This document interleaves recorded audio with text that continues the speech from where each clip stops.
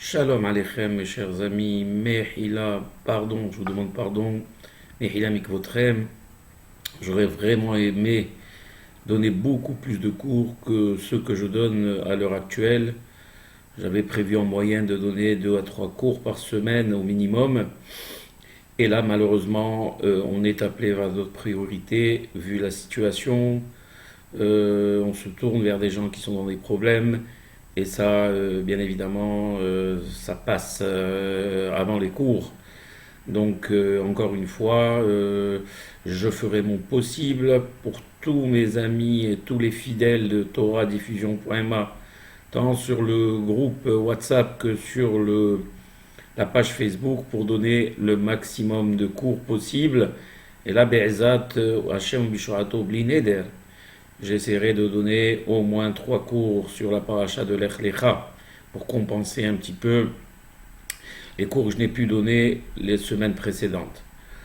Alors, comme d'habitude, et j'espère tout d'abord que vous allez tous bien, que vous êtes en bonne santé.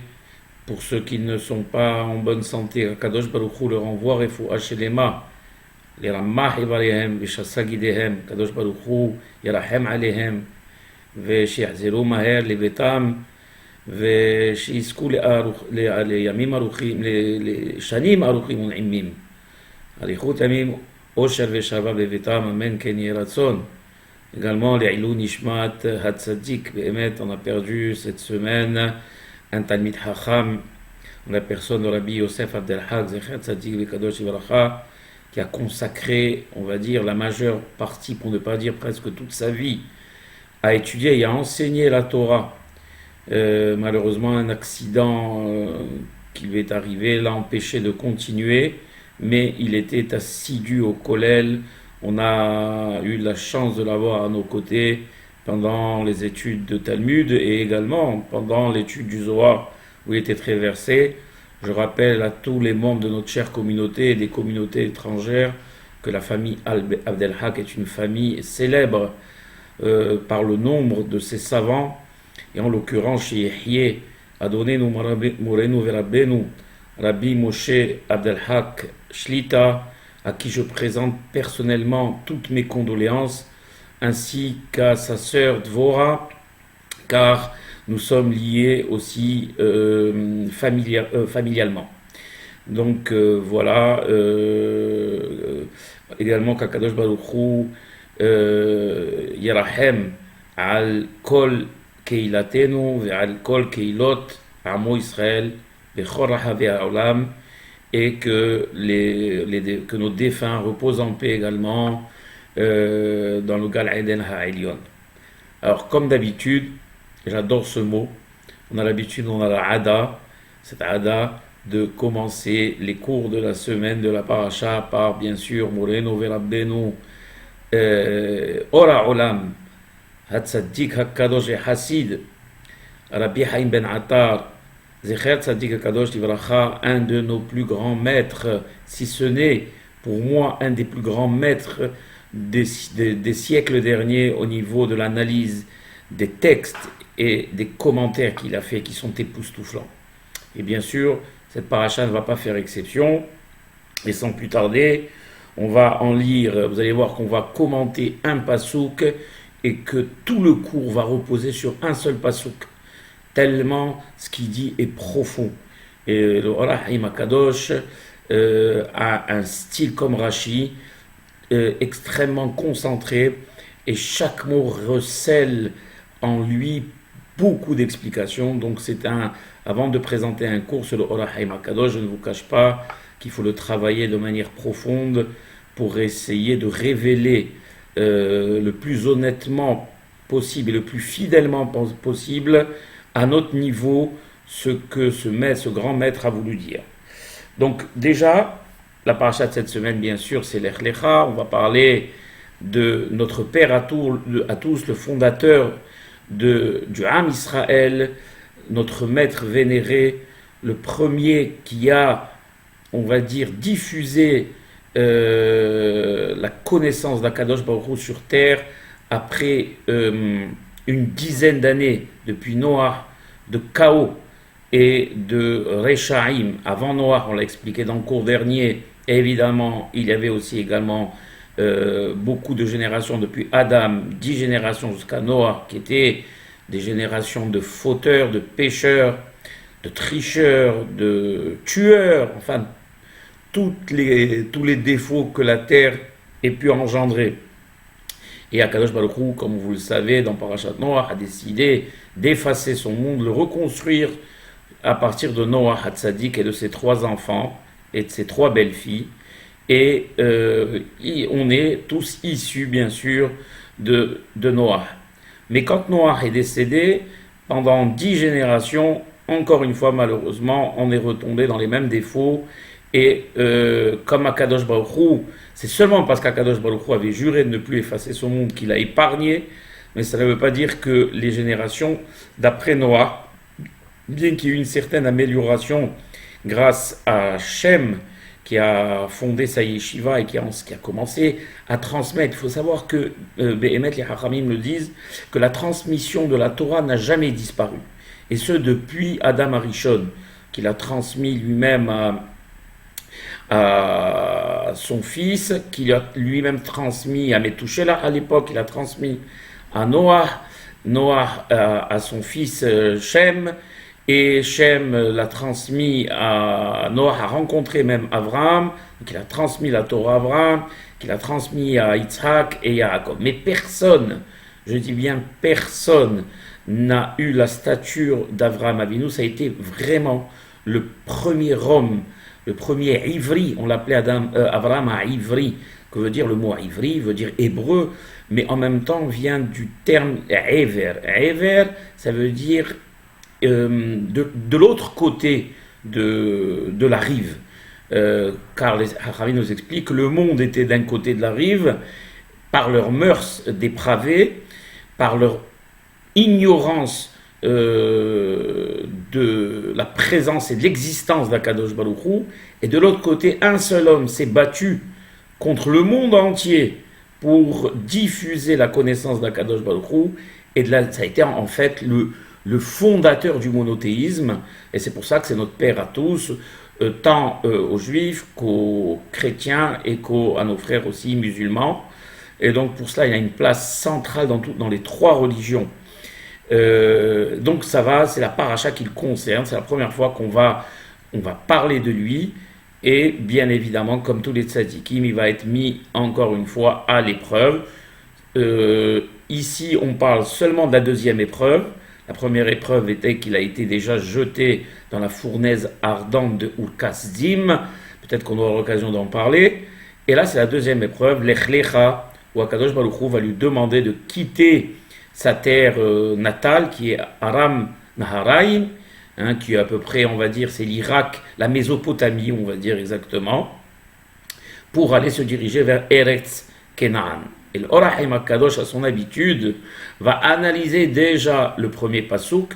Et si sur le premier pasouk, on passe déjà 45 minutes ou 50 minutes avec les maigres connaissances que j'ai à vous expliquer, imaginez maintenant, si un Tamid Hacham prend le relais, explique toute la paracha, il nous faudrait, selon le Or HaChaim HaKadosh, il nous faudrait, on va dire que pour toute la paracha, des années et des années pour essayer de la comprendre. Donc nous, avec nos maigres moyens et la modestie nécessaire qu'il faut quand on aborde des textes, eh bien, essayez de vous donner envie d'étudier la Torah et de la diffuser, de l'aimer, de la diffuser, Be'ezat Hashem. Donc ceux qui ont leur chumash à côté, ouvrez-le, et ceux qui ont en plus un livre du Or HaChaim, ouvrez-le, c'est plus facile, bien évidemment. Donc, la paracha, elle commence en ces termes. Vayomer Hashem el Avram. Vous remarquerez qu'on ne l'appelle pas encore Avraham avec un He. On l'appellera Avraham avec un He quand il aura fait la circoncision, parce qu'il sera Shalem, c'est-à-dire parfait. Et donc, comme disent les Hachamim, ils amènent un Remez, donc une allusion, le He étant 5, parce qu'Avraham, en faisant la circoncision, il a parfait les 5 membres supplémentaires de son corps pour arriver justement à être Shalem. Donc on l'appelle encore à cette époque Avraham, Vayomer Hashem el Avraham, Lech lecha me artsecha ou mi molatecha ou mi bet avecha. Et la aretz asher areka. Ve'escha le goy gadol va'varecheka va'agadela shemecha. Ve'heye beracha. Va'avarecha mevarechecha ou mikalelecha aor. Ve'nivrechu becha kol mishpehot ha'adama. Alors, la traduction, l'Éternel avait dit à Abraham, éloigne-toi de ton pays, de ton lieu natal et de la maison paternelle, et va au pays que je t'indiquerai. Là-bas, je te ferai devenir une grande nation, je te bénirai, je rendrai ton nom glorieux, et tu seras un type de bénédiction. Vous allez voir qu'en réalité, Akadosh Baruch Hu a imposé à Abraham une triple épreuve dans les termes du pasouk où il lui dit Lech lecha me'artsecha, quitte donc ta terre natale, ou mimolatecha, ta patrie, ou mibet avicha, et la maison de ton père. D'accord? Et la aretz asher areka, à une terre que je t'indiquerai. On ne sait pas de quelle terre il s'agit, et lui non plus ne sait pas de quelle terre il s'agit. Ce qui augmente encore une fois la difficulté terrible de l'épreuve, comme on va le comprendre. Et on lui promet en contrepartie, Akadosh Baruch Hu lui dit Ve'escha le goy gadol, et je ferai de toi un grand peuple, une grande nation. Va'avarecha va'agadela shemecha, et je grandirai, je te bénirai et grandirai ton nom. Ve'heye beracha, et tu seras toi-même la source des bénédictions. Alors, qu'est-ce que dit ici le Or HaHaim? On va déjà commencer à traiter ce qu'il dit. Vayomer Hashem el Avram, qu'est-ce qu'il dit? Ta'am shediber elav Hashem kodem el otlo ma shelo asaken bechol hanivraim shtete amim badavar. On remarque ici quelque chose dans le pasouk où on voit qu'Akadosh Baruch Hu, et c'est là la question qui pose le Or HaHaim, qu'Akadosh Baruch Hu lui parle directement avant de lui apparaître. On a l'habitude avec tous les prophètes, on l'a vu même déjà avec Adam Arishon, Kadosh Baruch Hu déjà apparaît. Quand on parle d'apparaître, c'est des visions prophétiques bien évidemment, puisque personne ne peut voir, il n'y a pas Kadosh Baruch Hu un gouf, des moutagouf. Donc ils sont des visions prophétiques dans lesquelles les prophètes perçoivent que c'est le divin qui s'adresse à eux. Celui qui a eu la vision la plus nette, c'est bien sûr Moshe Rabbeinu. Il y en a, Akadosh Baruch Hu apparaît à certains en songe. Là encore, la vision d'Abraham, la vision prophétique d'Abraham, bien sûr, n'est pas à la hauteur de la vision prophétique de Moshe Rabbeinu, qui voyait, on va dire, directement, on va dire, la présence divine. Abraham Avinu Akadosh Baruch Hu apparaissait à tous ces Nevi'im de différentes manières selon leur niveau. Et Abraham aussi également, Akadosh Baruch Hu devait lui apparaître selon son niveau, et le Or HaHaim Akadosh s'étonne parce qu'on voit dans le texte qu'il s'adresse directement à lui. On voit Vayomer Hashem el Avraham, et Hashem dit à Abraham. Donc il dit, c'est le Or HaHaim, d'habitude, c'est Vayera d'abord en premier, comme on va le voir dans la paracha d'après Vayera, où là Akadosh Baruch Hu apparaît à Abraham. Pourquoi est-ce qu'il dit le Or HaHaim? Dans le cas qui nous occupe, il parle d'abord à Abraham, et ensuite, on va le voir dans la paracha d'après, il apparaît. Il y a un inversement. Alors il répond, il dit, il y a deux raisons à la chose. Ou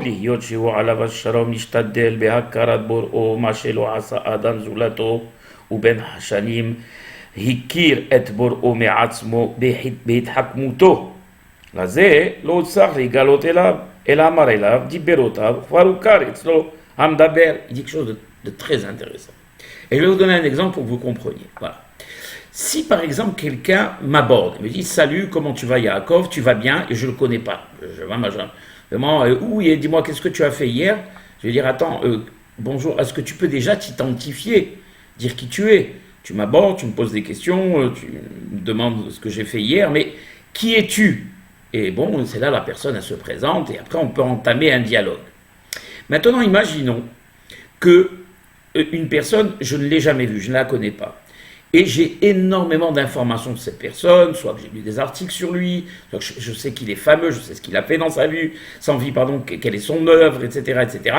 Et cette personne que je n'ai jamais vue, mais dont je connais des détails de la vie, s'adresse à moi.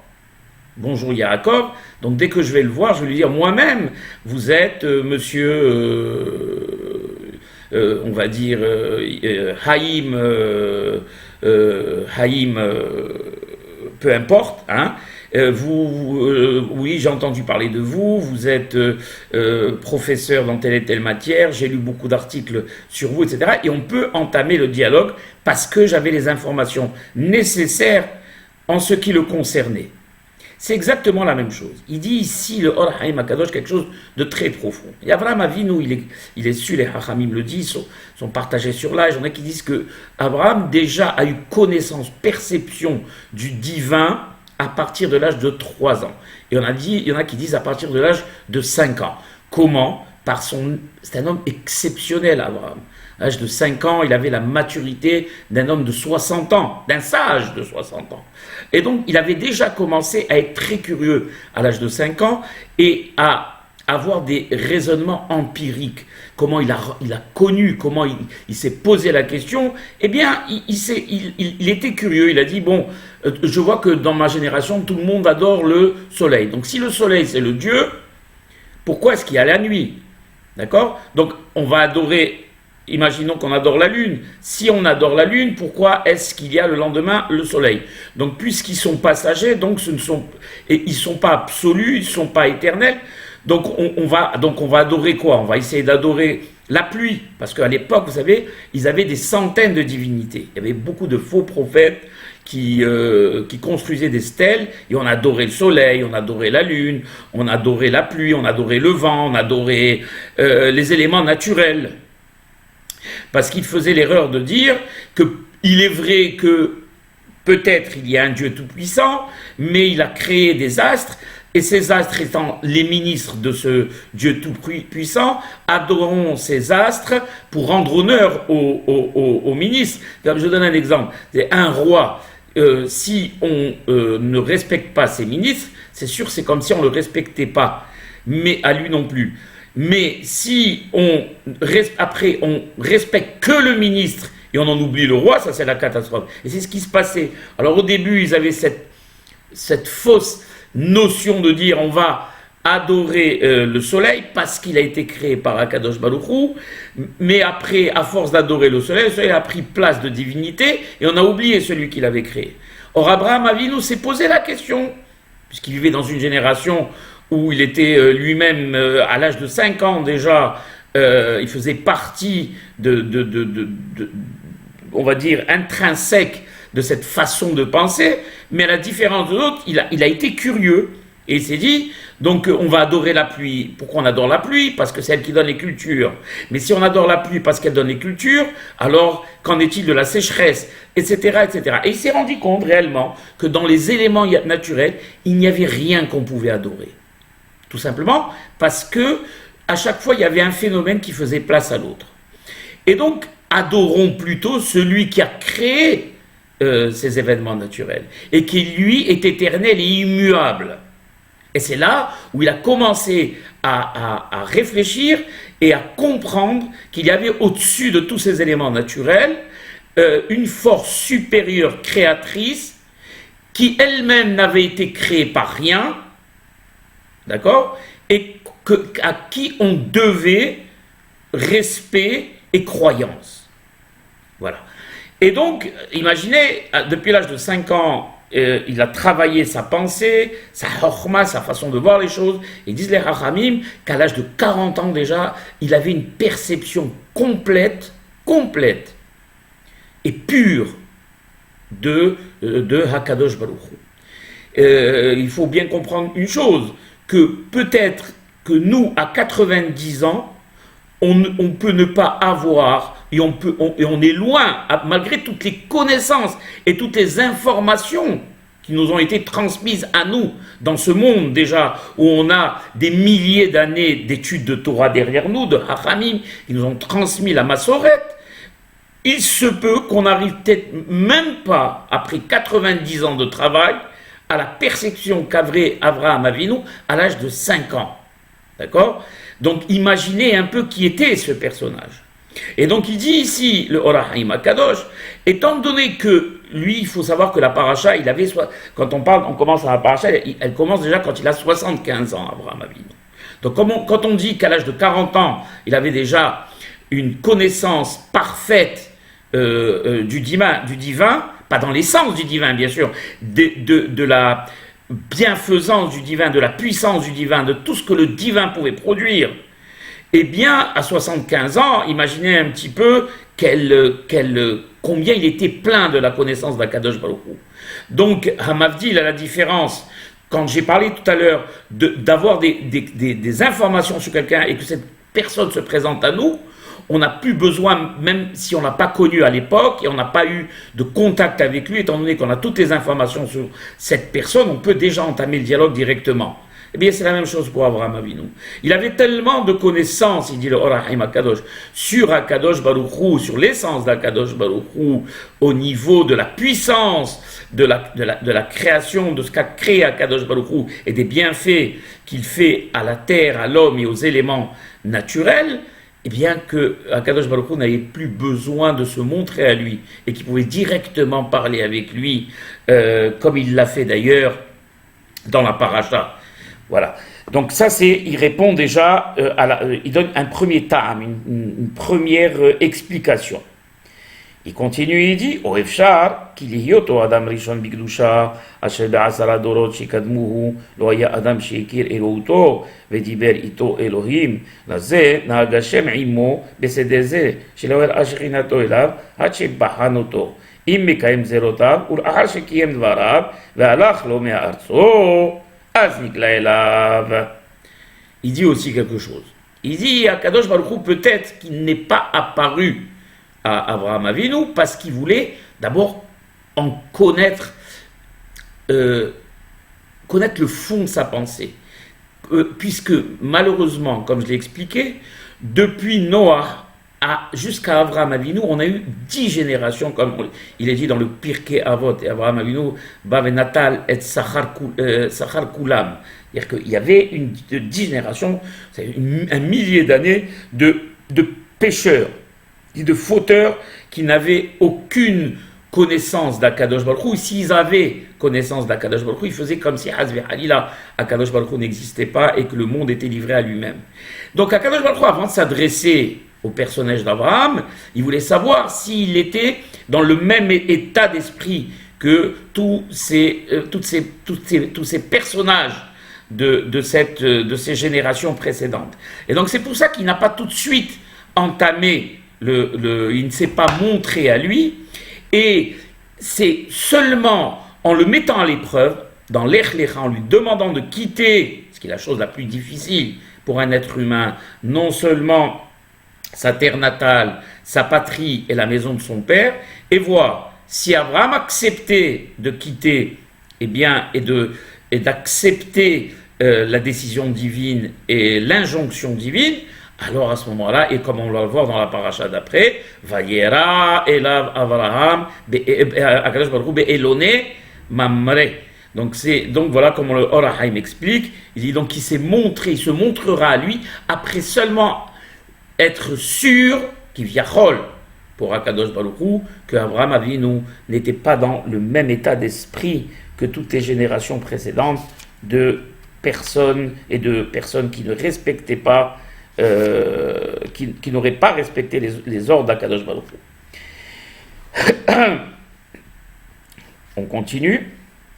Il dit ensuite, אז נגלה אליו דכתיב וירא השם אל אברהם. מה שאין כן שאר הנבראים שכבר קדמה ונשתקעה האמונה בליבם מאברהם והושרשו בקדושה היה נגלה להם תהילה. Il dit à la différence des autres prophètes qui vont succéder à Abraham, comme Isaac, comme Jacob, comme Moshe, comme des milliers de prophètes qui vont succéder à Abraham, à la différence de ces prophètes, Abraham était autodidacte, c'est-à-dire qu'il n'avait personne sur qui s'appuyer pour avoir des informations. il est vrai qu'il y avait, comme j'ai expliqué en début de cours, une transmission qui s'est faite de certains personnages, juste des tzadikim comme Adam, son fils, Noah, Bethuselah, Noah, Sem, mais c'était on va dire, en cercle réduit. Il n'y avait pas de diffusion de Torah, il n'y avait pas de diffusion d'informations. D'accord? À la différence de tous les autres tzadikim, Isaac déjà a eu la chance d'avoir un père comme Abraham, qui lui a appris déjà une grande partie de la Torah. Jacob, encore une double chance d'avoir un grand-père comme Abraham et un père comme Isaac. Et au fur et à mesure des générations, il y a eu une accumulation d'informations et de connaissances de la Torah qui se transmettait de père en fils, et donc Akadosh Baruch Hu pouvait directement justement se montrer et apparaître à eux, puisqu'il savait lui-même Akadosh Baruch Hu quelle était leur intériorité. Elle était déjà pleine de Torah. La différence, le pauvre d'Abraham, qui lui n'avait personne sur qui s'appuyer pour connaître cette Torah. Donc voilà pourquoi par la suite, pour les autres Nevi'im, Akadosh Baruch Hu est apparu directement. Et alors, nous ne parlons pas d'après la génération d'après Moshe Rabbeinu, jusqu'à la nôtre, où nous, on ne peut plus, Hazve Halila, renier que Dieu en préserve, Hamana l'Itzlan, l'existence et l'omnipotence d'Akadosh Baruch Hu, après tout ce qu'on a pu étudier et apprendre de nos sages. Et des événements de la vie et des miracles que nous vivons tous les jours. Mipsari et Hezeloka, comme il est dit, déjà à partir de notre biologie à nous, même si on n'avait rien étudié, et des miracles de la vie, on s'en rend compte ô combien aujourd'hui avec tous les gens malades, remercier Akadosh Baruch Hu pour le fait de nous laisser respirer et se tenir debout et se lever tous les matins. C'est déjà énorme. À l'époque d'Abraham Avinu, il n'y avait que lui qui avait ces notions-là. Abraham Avinu, il y a marqué ici, ensuite il y a la beauté nous, Vederze, Maskim et Mehila, Vigdusha, Aya, Nigla, Laem, Tehila. Vetseul mat me avotu Moshe Basene, et justement, prend à cela pour les patriarches Abraham, Israël et Jacob, ou Akadosh Baruch Hu. Là, bon, c'est le début d'Abraham, mais Akadosh Baruch Hu après va se montrer régulièrement à Abraham, à Isaac et à Jacob, et à Moshe dans le buisson ardent. Vederech זה מסכיני דברי רבותינו שהעמידו פסוק dans le תהילים שמעי בת אוראי באברהם אבינו בת תחילה שמעי והוא אומרו ויאמר השם ואחר כך נגלה אליו וירא השם. Il amène quelque chose dans Tehilim qui a marqué Shim'i bat Uri, écoute ma fille et regarde. Ça veut dire quoi? En premier, écoute, Shim'i bat ma fille, Uri et voix. Donc c'est toujours ici, dans le cas d'Abraham bien sûr, l'ouïe a précédé la vision, comme on le voit dans le texte. Et vous remarquez qu'il n'y a pas marqué Shim'i, parce que Akadosh Baruch Hu peut en même temps parler et en même temps se dévoiler. Dans le cadre d'Abraham Avinu, il a d'abord parlé et il s'est ensuite dévoilé. Et le texte nous le montre bien, parce qu'il y a marqué Shim'i bat Uri. Et vous remarquerez qu'il n'y a pas marqué Shim'i Uri bat. S'il y avait marqué Shim'i Uri bat, on aurait compris qu'en même temps il s'était dévoilé à Akadosh Baruch Hu et il avait parlé. Or, il y a marqué, ou si on avait dit Bat Shim'i Uri, ça aurait été la même chose. Or là, on remarque marqué Shim'i Bat, Bat est au milieu, pour couper Uri. C'est-à-dire que Akadosh Baruch Hu a d'abord parlé à Bat, à Avraham Avinu, et Uri, après dans la paracha de Vayera. ולא היו שניהם שמיעה וראייה כאחת, אלא בהפסק ביניהם. ועל זה לא אמר הקדוש שמעי וראי בת, או בת שמעי וראי, c'est ce que j'ai expliqué, וסיק בין שמעי וראי. Il y a marqué après, לך לך מארצך וממולדתך ומבית אביך, אחר שאמר מארצך, אין מקום לומר ממולדתך, כי בצאתו מארצו, הנה הוא יוצא גם ממולדתו. C'est vrai, ça c'est une question classique, mais lui va l'expliquer de façon magistrale. Et après qu'il soit marqué dans le texte, sors, quitte, quitte ton pays, a-t-on besoin de dire, et ta patrie, et la maison de ton père. Il est sûr que si je quitte mon pays, je quitte automatiquement ma patrie, je quitte automatiquement la maison de mon père. Donc pourquoi trois choses qui sont normalement imbriquées les unes dans les autres? Alors il répond, il dit le Or HaHaim HaKadosh comme ça.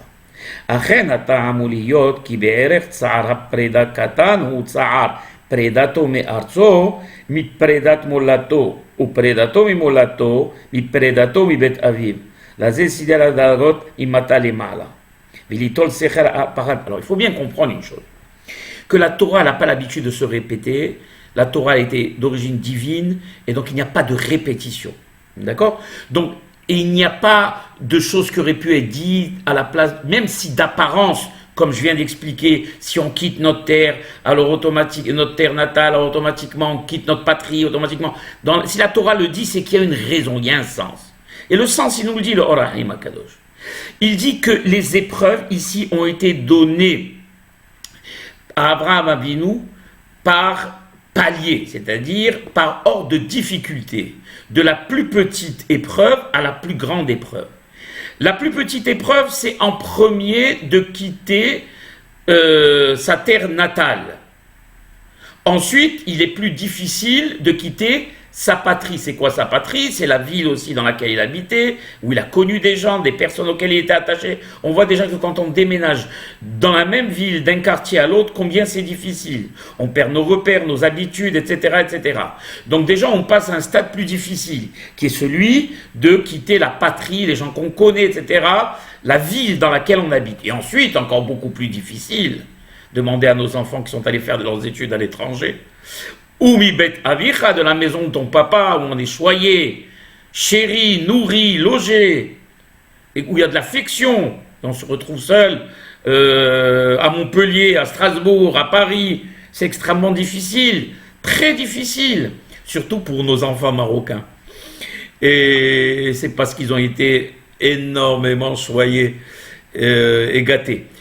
Et donc c'est difficile. Donc, une épreuve supplémentaire, on t'a demandé de quitter ta terre natale. C'est dur, c'est vrai, très dur. Parce que tu vas aller dans un autre pays où on ne parle pas la même langue, pas la même nationalité, etc., etc. Ensuite, encore plus dur, l'environnement de ta ville, où tu habitais, où tu étais connu. Tu vas arriver dans une autre ville, où tu vas être, un autre pays où tu vas être incognito. Et ensuite, la maison de ton père, où tu étais choyé pour te retrouver dans un endroit où tu retrouveras plus cette affection, cette chaleur. Donc on voit ici qu'Akadosh Baruch Hu a imposé des épreuves par ordre de difficulté. Pourquoi? Parce qu'Akadosh Baruch Hu, il aime un tzaddik, il lui donne la possibilité d'avoir un sachar, un salaire pour chaque épreuve. Il aurait pu lui dire directement, quitte ta terre et va à Eretz Kenaan. Il aurait eu un salaire important, mais un seul salaire. C'est comme si je vous disais, quitte ta ville, tu as $1 million. Tu vas quitter en plus ta patrie, je te donnerai encore $3 millions. Tu quittes la maison de ton père, je te donnerai encore 5 millions de dollars. Donc là, j'obtiens $10 millions.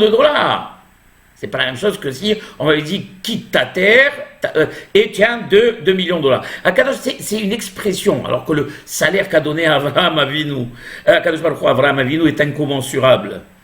Le matériel ne pourrait même pas le quantifier. Je vous donne un exemple. C'est comme si, par exemple, je disais aussi, El Haaretz Asher Areka, il lui dit même pas l'endroit où il doit aller. Tu sors, tu t'en vas, et après, sur la route, je t'indiquerai. C'est comme si je dis à quelqu'un, écoute, tu vas aller on va dire, à Rabat à pied, et je te récompenserai.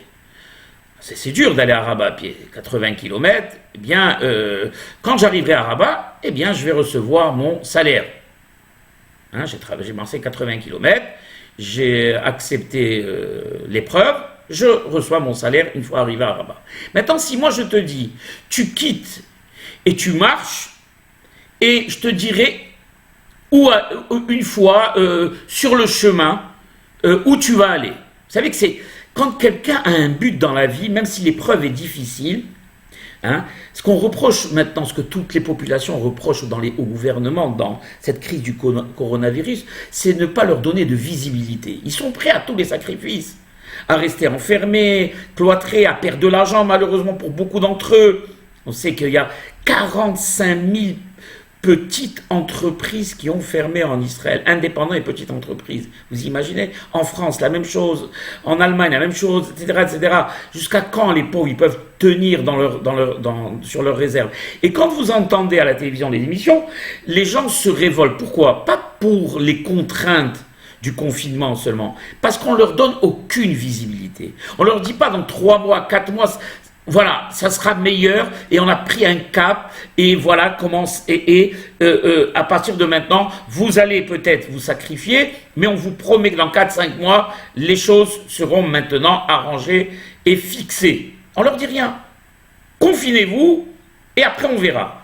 Donc la personne, c'est insupportable. Une épreuve, si on n'a pas de visibilité, de visu, elle est très difficile. La même chose ici. Si moi je te dis maintenant quitte, va marcher, et je t'indiquerai après, une fois sur la route, où tu devras aller, eh bien, c'est très difficile. Et chaque pas, et non pas comme à l'inverse, quand je suis arrivé à Rabat où je touche un salaire, chaque pas que je vais faire, ça va être une difficulté. Et donc, en conséquence, un salaire pour chaque difficulté. C'est exactement la même chose pour Abraham Avinu.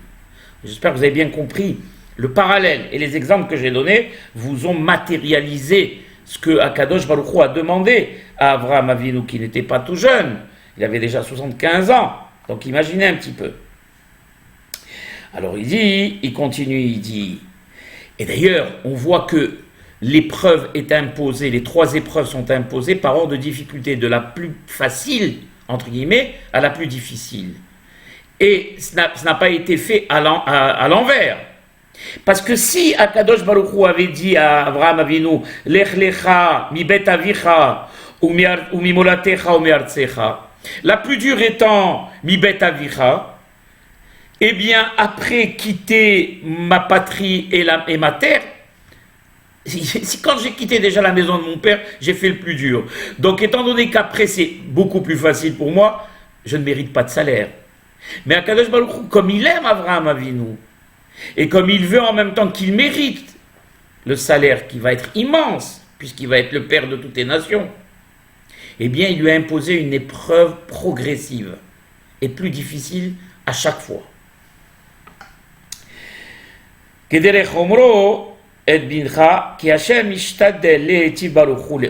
ce que je dis, Hachem aimant, et Hachem, je vais traduire directement, ce que Akadosh Baruch Hu aime, ce CEUX, eh bien, il les éprouve. Et Hachem Yoav Hachem Yochia. Donc, Akadosh Baruch Hu voulait qu'Abraham ait un maximum de salaire et il lui a donné un maximum d'épreuves. Continuons.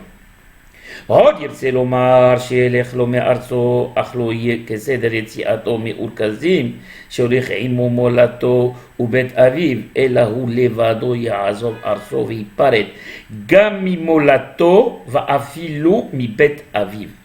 En même temps, il dit autre chose, le Or HaHaim, il dit, il voulait que Abraham Avinu coupe les ponts. Pas seulement au niveau de la difficulté des épreuves.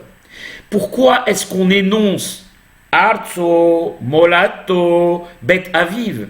Il voulait que Abraham Avinu s'en aille seul, qu'il prenne son épouse, bien sûr, et le personnel qu'il avait sûrement avec lui, mais qu'il s'en aille seul, qu'il coupe les ponts, qu'il n'amène rien avec lui, à la différence de Ur Kasdim, quand il a quitté Ur Kasdim, où c'est une autre chose.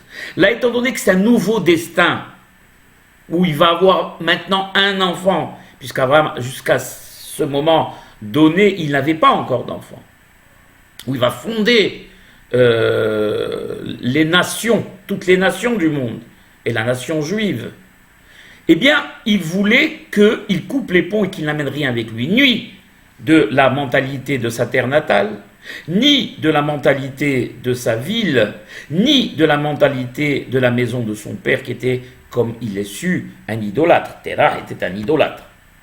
Même si à la fin de sa vie, il a été Chosel Bitchouva, il a tout le temps été un idolâtre. Et donc, vous les vado Yaazov seul, Arzo, ויפרד גם ממולדתו אפילו מבת אביו. אך אברהם לא הבין זה בדברי השם ולקח עם מולד. Et il dit ici, parce qu'il y a marqué tout de suite après, voilà, dans le passouk Hamishi, oui, Vayelech Abraham, Kasha Diber, Avashem, et Abraham s'exécuta comme l'avait demandé à Kadosh Baruch Hu, Vayelech Ito Lot, et Lot est allé avec lui. Donc de là il dit le Haïm Akadosh qu'Abraham manifestement n'avait pas compris l'ordre d'Akadosh Baruch Hu de tout laisser sur place. Oh, Efshar Shevin, peut-être qu'il a compris. Mais alors s'il a compris, il y a un problème. Pourquoi donc il a amené avec lui Lot? Et là chez Lot d'avek bo be omro, vayelech ito Lot d'avak bo. Il dit, la première hypothèse c'est qu'Abraham n'a pas compris puisqu'il a marqué après vayelech ito Lot. Ou peut-être qu'il a compris et qu'il allait réellement tout laisser sur place. Mais comme il est marqué dans le texte, il n'y a pas marqué Vaikar Itolot et il prie avec lui Lot. Il y a marqué Vayeler Itolot. Ça veut dire que c'est Lot qui l'a suivi. C'est Lot qui s'est accroché, qui s'est collé à Abraham. Ve'agam shamar hakach Vaikach Abraham et Lot. Perush shelo dehafo ad shintzah mtsa'a shelo yachlimeu. Et il dit, si tu me dis Vayeler Itolot, ça veut dire que c'est lui qui s'est collé à lui. Pourquoi est-ce qu'il y a marqué après encore Vaikach Avraham et Saraito Ve'et Lot ben Ahiv? Donc tu te contredis, il dit non, c'est pas une contradiction. Quand on dit Vaikach, c'est-à-dire que il a bien compris l'ordre d'Akadosh Baruch Hu, qui était tout laissé. L'autre s'est bien collé à lui pour partir avec lui, puisqu'il avait bien compris que la source de toutes les bénédictions viendrait d'Avraham. Mais Vaikach Ito, ça veut dire quoi? C'est-à-dire qu'en réalité, quand Lot est venu et quand il s'est collé à lui, n'oublions pas que c'est son neveu. Qu'est-ce qu'il allait faire, Abraham? Le laisser dans une terre d'idolâtres. Abraham, son seul but, c'est de diffuser la connaissance d'Akadosh Baruch Hu. Le laisser continuer à pécher. N'oublions pas que Lot, c'était le fils de Haran. Et Lot, c'était le frère de Sarah. Donc c'était en même temps son neveu et le frère de sa femme. Donc, à ce titre, aurait-il pu, Abraham, le Ba'amoud HaHesed, la source de la charité mondiale, aurait-il pu laisser et repousser son neveu? Ça aurait été une humiliation.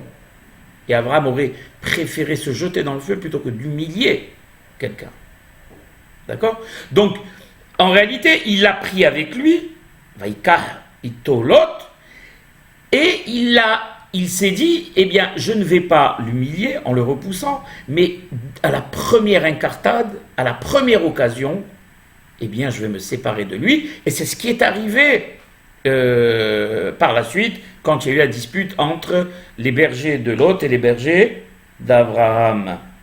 Et c'est ce qu'il dit, c'est-à-dire le Ora Haïbelazé, Timsa, qui chez Matsa, si Baktana, chez Rabu Arouim, Teref Amarela, Iparedna Me'alai, Ve'ayami, Ve'asmi'ila, Ve'masmol, Ve'imina. C'est-à-dire que, en réalité, il a trouvé une excuse, comme il est marqué dans la Torah, Matsa Baal Hachov, Makom, Ligbot et Hovo. Ça concerne Akadosh Baruch Hu. Akadosh Baruch Hu, il n'aura alilot al bene Adam. On mérite des fois que Dieu nous en préserve, une punition, et Akadosh Baruch Hu ne la donne pas tout de suite, et il attend une occasion de faute pour nous punir, justement. D'accord? Donc ici, c'est exactement la même chose. C'est-à-dire qu'Abraham Avinu, il attendait que l'autre fasse une incartade, ne serait-ce qu'une petite incartade, parce qu'ici on ne comprend pas qu'Abraham Avinu, qui a amené l'autre quand même, Dieu ne lui est pas apparu, donc il a fait ça de son plein gré, il voulait se coller à la Shechina, donc à Abraham, son oncle. D'ailleurs, Lot a énormément grandi, il a énormément appris d'Abraham. D'ailleurs, Abraham qui lui a perdu, puisqu'Akadosh Baruch Hu ne lui est plus apparu tant que Lot était avec lui. Donc celui qui était perdant dans l'affaire, c'est bien Abraham, puisque Lot avait une moralité douteuse. On va voir qu'après, quand il était à Sodome, les anges qui sont venus le voir, on a vu la manière dont il s'est comporté Lot avec eux. Tout ça, il l'a appris à la maison d'Abraham. Et donc, quand il y a eu cette dispute entre les bergers de Lot et ceux d'Abraham, c'est une petite dispute.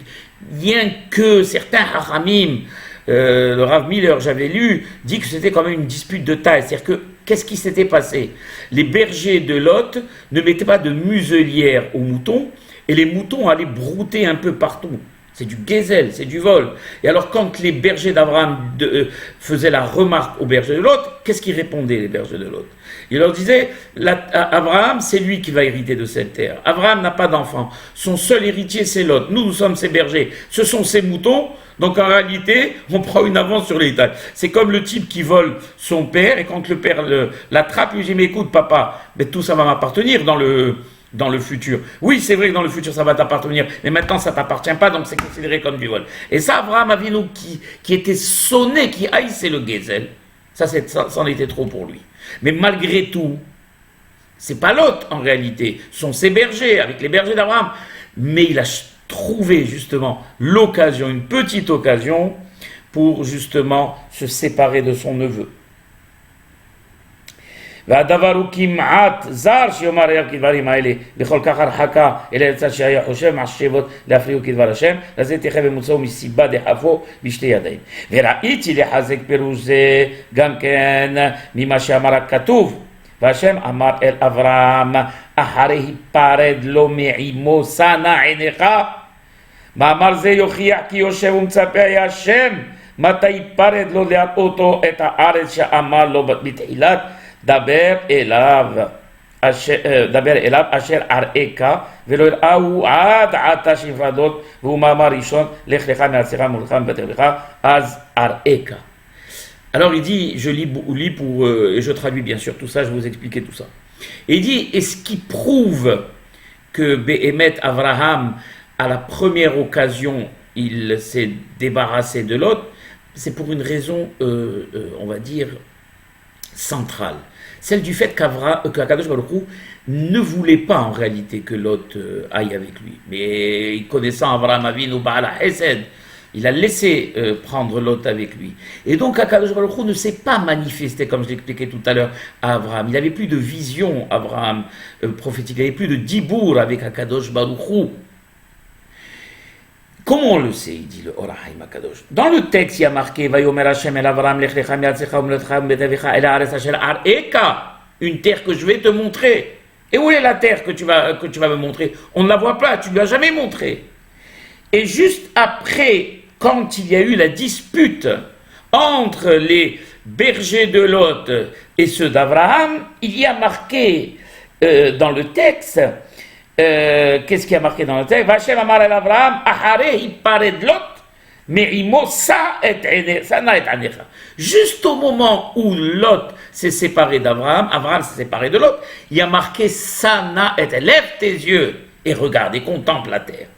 Donc on remarque que Akadosh Baruch Hu lui a montré cette terre qu'il avait promis en entrée de Paracha seulement quand il s'est séparé de Lot. Ce qui prouve que Akadosh Baruch Hu ne voyait pas, qui vient d'un bon œil, le fait que Lot accompagne Abraham. Et c'est pour ça qu'il ne va pas montrer cette terre avant qu'il se soit séparé.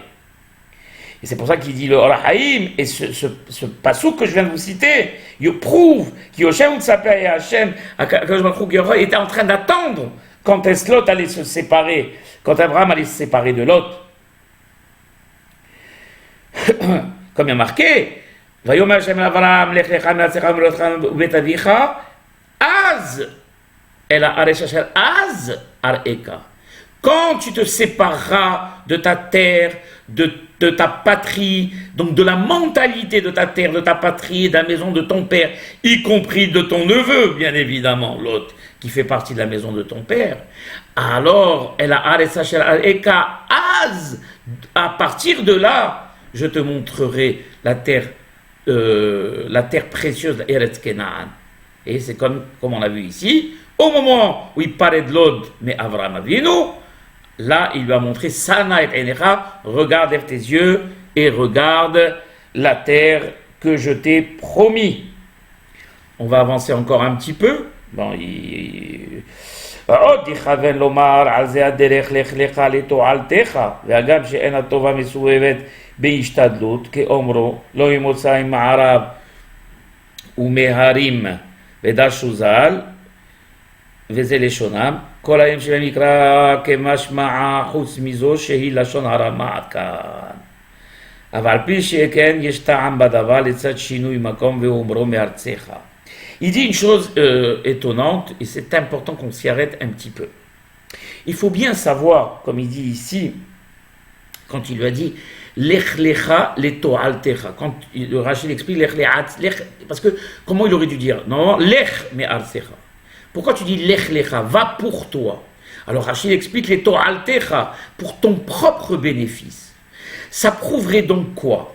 Que c'est l'action de la personne qui amène en retour un bénéfice. Or, on sait, par principe, que ce n'est pas la ishtadlut, l'effort que nous faisons ici-bas, qui amène le résultat, mais bien le ratson de Akadosh Baruch Hu. C'est très profond ce qu'il dit le Orahaim Kadosh. C'est le ratson qu'Akadosh Baruch Hu qui fait la chose. Je vous donne un exemple. Je travaille, d'ailleurs on le voit bien dans la vie de tous les jours, il y en a qui travaillent 1 heure, et qui gagnent beaucoup plus que ceux qui travaillent 1 mois. En 1 heure, ils font ce que la personne n'a pas fait en 1 mois. Pourquoi? Si l'effort était proportionnel au résultat, ça n'aurait pas dû être logique. On se rend donc bien compte que c'est la volonté d'Akadosh Baruch Hu qui prime et qui a prévu pour cette heure de cette personne une somme équivalente au travail d'1 mois d'une autre personne. Pourquoi? Alors donc, on fait un effort, parce que c'est une xéra, c'est on va dire un impôt. D'accord? Je vous donne un exemple simple. On doit cet impôt, on le paye, à partir du moment où on a payé cet impôt, eh bien en retour, on va avoir ce qu'Akadosh Baruch Hu a prévu pour nous. Et on n'a jamais vu que quelqu'un fasse du zèle pour payer plus d'impôts. À la limite, il y en a qui essaient de cacher leur argent aux impôts. D'accord? Ce qui n'est pas une bonne chose.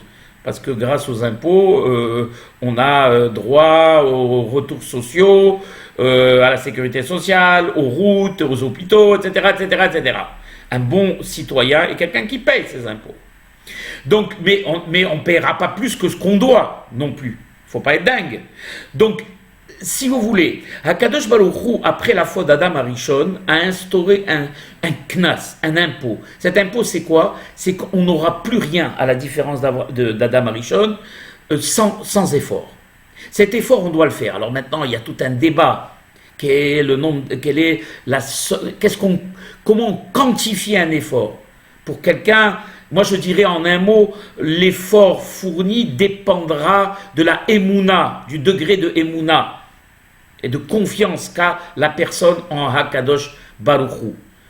Un trop grand effort n'amènera pas le bénéfice souhaité, et un tout petit effort, à contrario, aussi n'amènera pas le bénéfice souhaité. Pourquoi? Parce qu'un petit effort, on aura pensé, nous, que c'est un grand effort, et quand on n'aura pas en retour ce qu'on attend d'Akadosh Baruch Hu, alors ça nous amènera à dire des choses qu'on ne devra pas dire. Et un effort trop soutenu, on l'a vu. Donc tout dépend en réalité du degré de émouna de la personne. Ça c'est un cours minimum d'1h30, 2 heures. Le Rav Dessler explique très bien tout cela. Donc ce qu'il dit ici, le Orahaim HaKadosh nous dit ici dans le Pasuk, ça prouverait tout le contraire de ce que je viens d'expliquer. Ça veut dire que réellement donc l'effort est obligatoire parce que c'est lui qui amène le résultat. À cela, il dit le Orahaim comme ça. Il ramène déjà le pasuk de Teilim qui illustre tout ce que j'ai expliqué. Harim. C'est ce qu'il dit ici, c'est-à-dire que il dit ici les Haramim que c'est la seule fois là où vous verrez Harim, c'est montagne. La seule fois où le mot Harim veut dire ici Herim, les Harim qui veut dire élevé, c'est dans ce pasuk-là. Ça veut dire quoi? En gros, je vous explique, c'est-à-dire que c'est pas l'intelligence d'une personne, l'effort qu'il fournit, son statut, etc., qui fait qu'il sera fatalement en meilleure position qu'un autre. pour ça qu'il dit Herim, élevé. Akadosh Baruch Hu, Zeyashpil, Vezeyarim. On a vu des gens avec un bagage extraordinaire, des études, et malheureusement échoués, que Dieu en préserve, leur anéno dans la vie, et d'autres personnes qui n'ont pas eu ce bagage, qui n'ont pas appris grand-chose. Ça ne veut pas dire pour ça que Hazve Halila, on ne doit pas étudier, bien au contraire. Et ça, justement, la Ishtadout. On doit pousser nos enfants dans un monde aussi difficile à s'armer au maximum, avoir le CV le plus fourni possible. Ça, on aura fait notre part. Mais c'est à partir de là, c'est à Kadosh Baruch Hu qui décidera pour nous. Et là, et c'est ce qu'il dit, Zeyashpil, Vezeyarim. Kadosh Baruch Hu, il peut faire monter quelqu'un qui était puissant, faire quelqu'un qui n'était pas puissant, le faire atteindre les sommets. On a vu des gens qui ont démarré dans un garage et qui sont à la tête d'un empire de 70 et 100 milliards d'euros, de dollars. D'accord? Et d'autres personnes, le contraire. Mais dans le cas ici qui nous occupe, il ramène un hidouche, le Or HaChaim HaKadosh. Il dit comme ça. Il dit, malgré tout, Yesh ta'am badavar letzad shinui makom ve'u omro me'artzecha ve'amru zal shlosha dvarim af al pi ken she'en nahash yesh siman ve'en beit etc. Ve'amru od man debishle behaimata ve'la azil lemata harita tzoek lifnei Hashem ve'enon rade. On n'a plus le temps de rentrer dans les détails de cette Gemara de Houlin, qui est connue. Il est précis le texte. Il dit à Avraham Avinu lech lecha me'artzecha. Ça veut dire la chose suivante. Que vous savez, dans la Torah, il est interdit de. Il y a deux choses qui sont interdites. Lote nahashu ve lote onenu. Les nahesh, c'est quoi? C'est, on va dire, par exemple, je sors de chez moi, je dis voilà, si je rencontre un chat noir, c'est que. Eh bien, ma journée sera mauvaise. Ou si, quand j'arrive, je ne trouve pas de place pour garer ma voiture, eh bien, ça prouve que Dieu en préserve une mauvaise journée.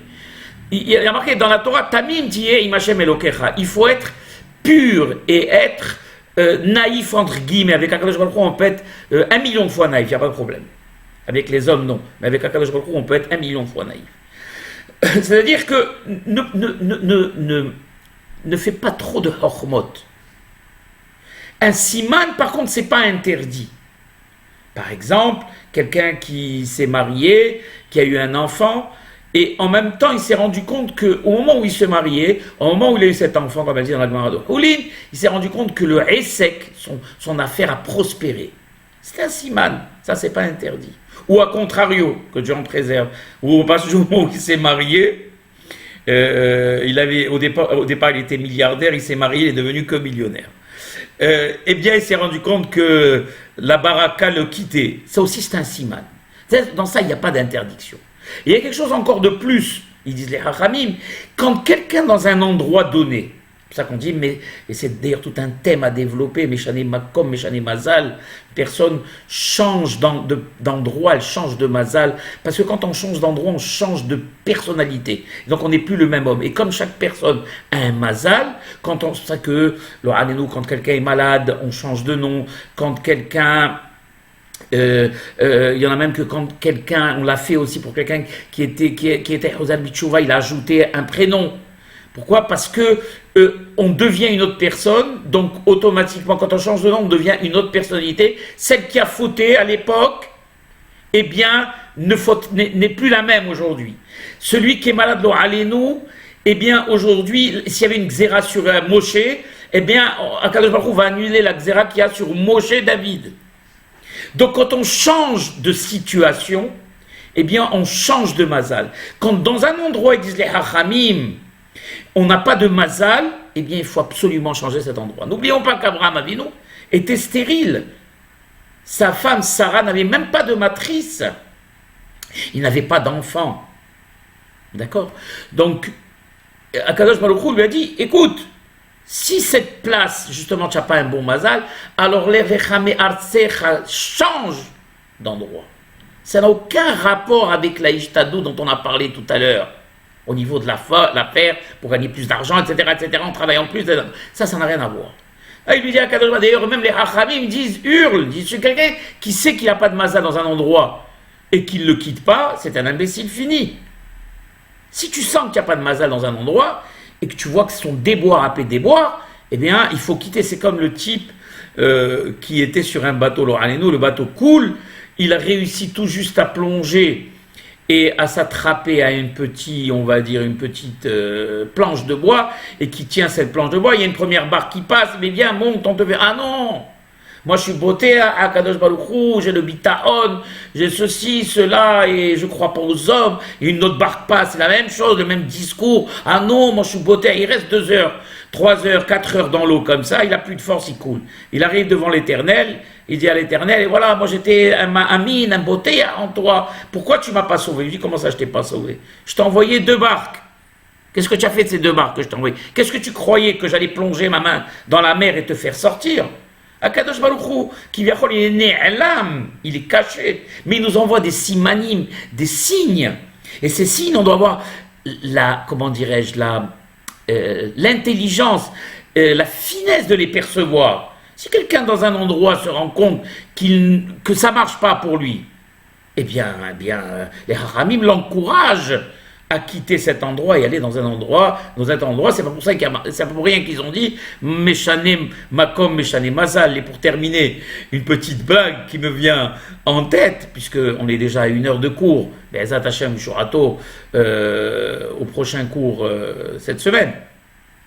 La personne qui allait au kotel toujours, et vraiment, il s'écrasait presque la tête sur le mur, en plein Kadosh Baruch Hu, je veux gagner à la loterie, je veux gagner, s'il te plaît, fais que je gagne. Et tous les jours, il venait pendant 1 mois. Les Malachei Hachalet, les anges, ont dit à Kadosh Baruch Hu, mon Dieu, regarde cette personne, regarde ce juif, aie pitié de lui, fais-le gagner au loto, fais-le gagner à la loterie. Alors Kadosh Baruch Hu leur répond, je veux bien mes enfants, mais qu'il achète déjà au moins le billet. Donc bien sûr que tout vient d'Akadosh Baruch Hu, la décision vient d'Akadosh Baruch Hu, mais le mazal est imprimé par Akadosh Baruch Hu pour chacun. Mais, on a notre part aussi. On a notre ishtadlut. Notre ishtadlut, sachant que la ishtadlut ne sera pas à l'origine des résultats, ça c'est sûr, mais on doit la faire, c'est un impôt qu'on doit payer. Sans cet impôt, il n'y a rien qui peut venir.